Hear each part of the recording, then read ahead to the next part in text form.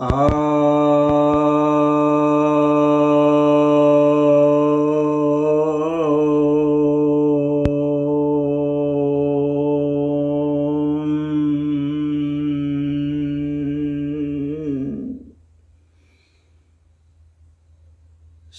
भक्तजनों को सप्रेम नमन। भक्तों, आज आपके समक्ष श्रीमद् भगवद गीता के 17वें अध्याय के चौथे श्लोक पर प्रवचन करने जा रहा हूँ। यह श्री भगवान वाच है। यजन्ते सात्विका देवान यक्ष रक्षांसि राजसः प्रेतान भूतगणांश्च अन्ये यजन्ते तामसा जनः। अर्थात जो सात्विक लोग हैं वे देवताओं की आराधना करते हैं, और जो राजसी हैं वो यक्ष और राक्षसों की आराधना करते हैं, और जो तामसी लोग हैं वो प्रेत भूतगणों की आराधना करते हैं।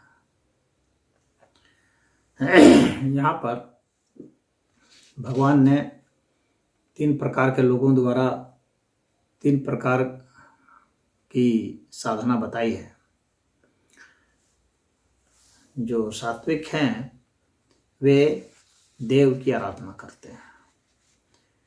देव का अर्थ क्या हुआ और सात्विक का क्या अर्थ हुआ? सात्विकता का अर्थ तो पहले बताया हूँ, तो उसको पुनः दोहराना नहीं चाहता हूँ। यहाँ इसके पिछले श्लोकों में बताया हूँ। देव का अर्थ हो गया जो ऊर्जा है उसका जो आदि स्रोत है, यानी शक्ति का जो आदि स्रोत है वह देव है, जो अधिष्ठाता है। तो शक्ति के अधिष्ठाता को देव कहा जाता है।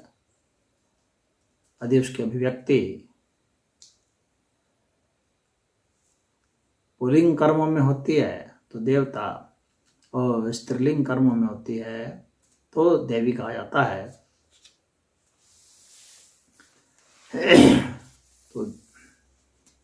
तो चाहे देव आराधना करें या देवी आराधना करें, दोनों ही अर्थ में उसको देव ही माना जाना चाहिए। यहाँ पर तो शक्ति के आदि स्रोत की जो आराधना है वह देव आराधना है, और ये सात्विक लोग करते हैं। सात्विक लोग यह पता लगाते हैं कि आखिर ये जो भावनाएं हैं, ये जो विचार हैं, ये आखिर इनका मूल स्रोत कहाँ से है। ये जो दुख है, ये दर्द है, ये जो सुख है, ये जो आनंद है, ये जो खुशहाली है, ये आखिर आती कहाँ से है और इसको भोगता कौन है। तो इसके स्रोत बिंदु को जहाँ से आती है और जो ग्रहण करती है उसका अनुसंधान करते हैं, उसके बारे में पता लगाते हैं साधनाओं के जरिए, तो वह सात्विक आराधना कहलाती है, सात्विक पूजा कहलाती है। यहाँ यजंत है, और यज का अर्थ हो गया आराधना। उसमें दान, तप, स्वाध्याय ये सारे आ जाएंगे, सत्संग भी आ जाएगा, भजन कीर्तन सब आ जाएगा, और हवन तर्पण वगैरह जितने कुछ हैं ये सभी आ जाएंगे। तो यहाँ पर ये यज धातु जो है, यज मतलब आराधना करना, उपासना करना, पूजा करना, ये इसके तहत सब आ जाएंगे। तो जो सात्विक हैं वो इस तरह से करते हैं, और जो राजसी हैं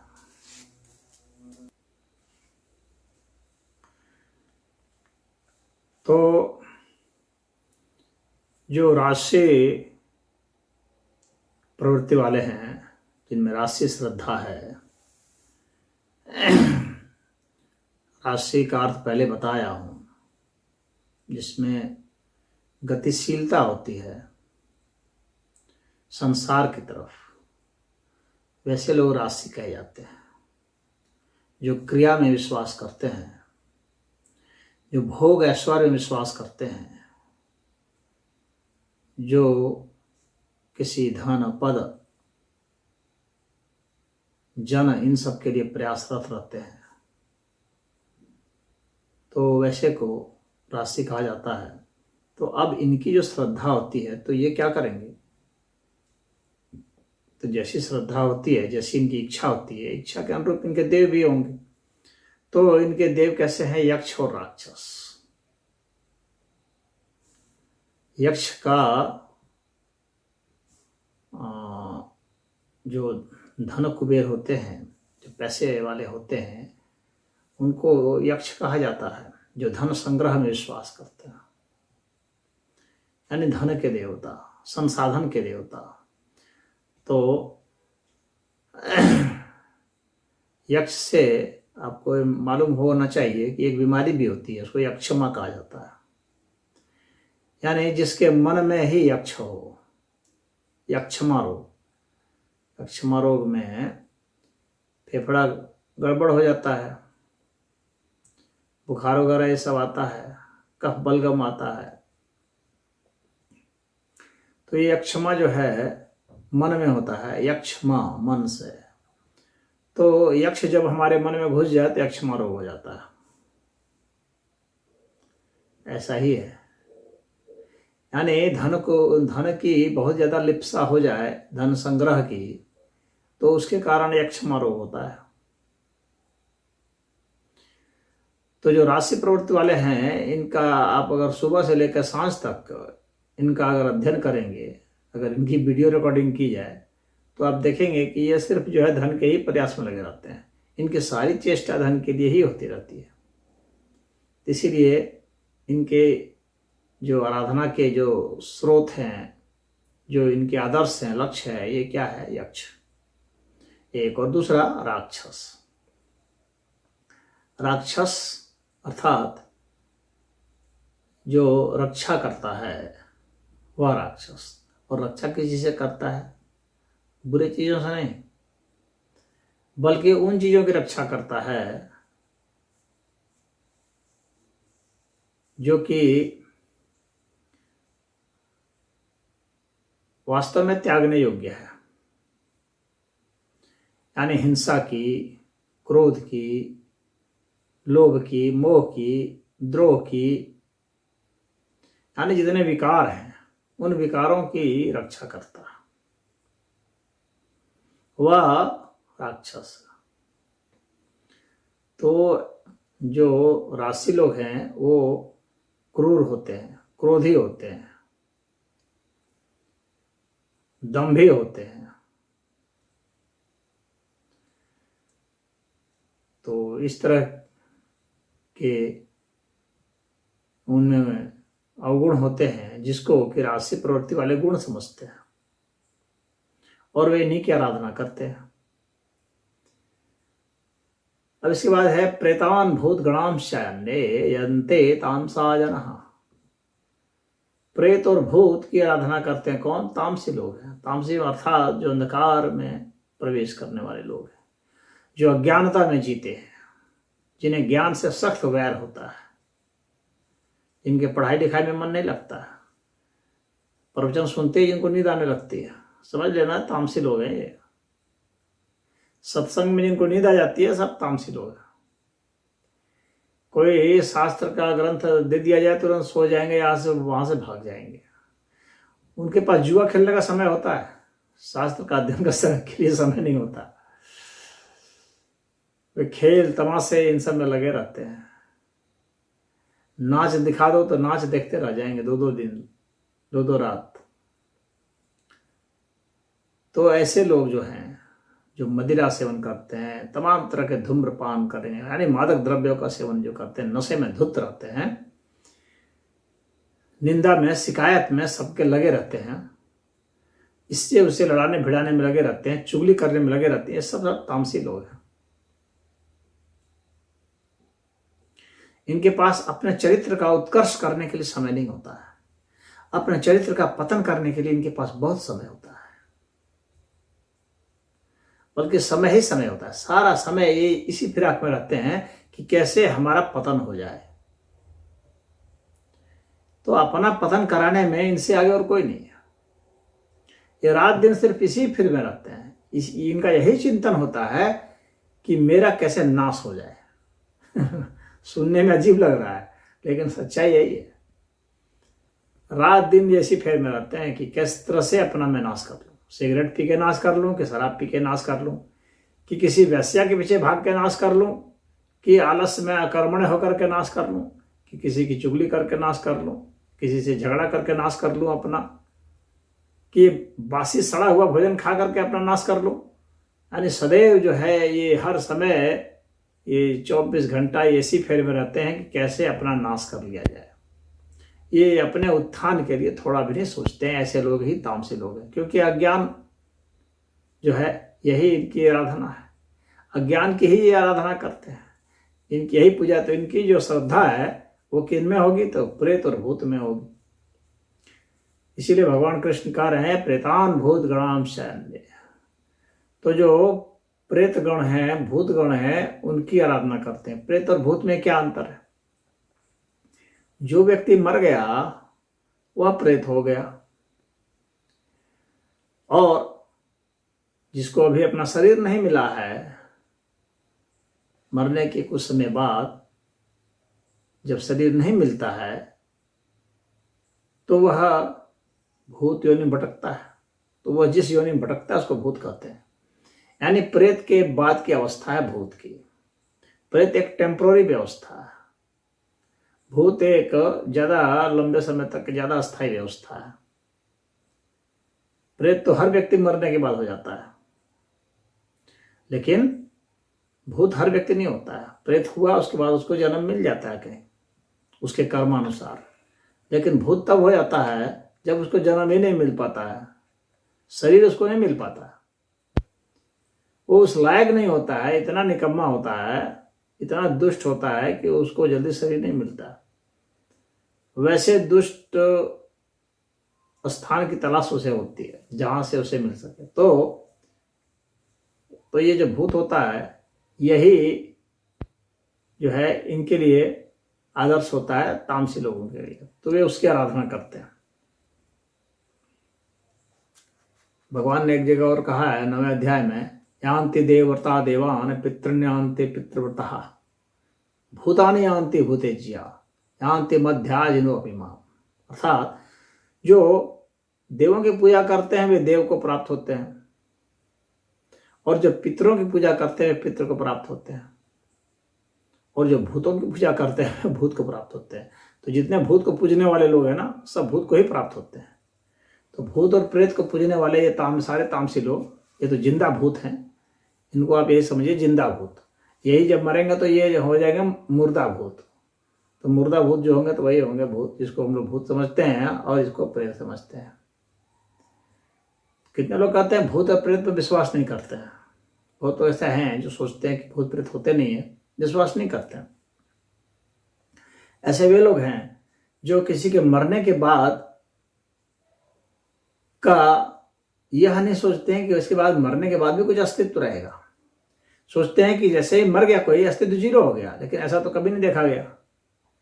कोई भी चीज जीरो कभी होती नहीं, तो कोई भी चीज जीरो हो नहीं सकती है। किसी चीज को आप जीरो नहीं कर सकते हैं, लेकिन कुछ लोग सोचते हैं नहीं ये जीरो हो गया।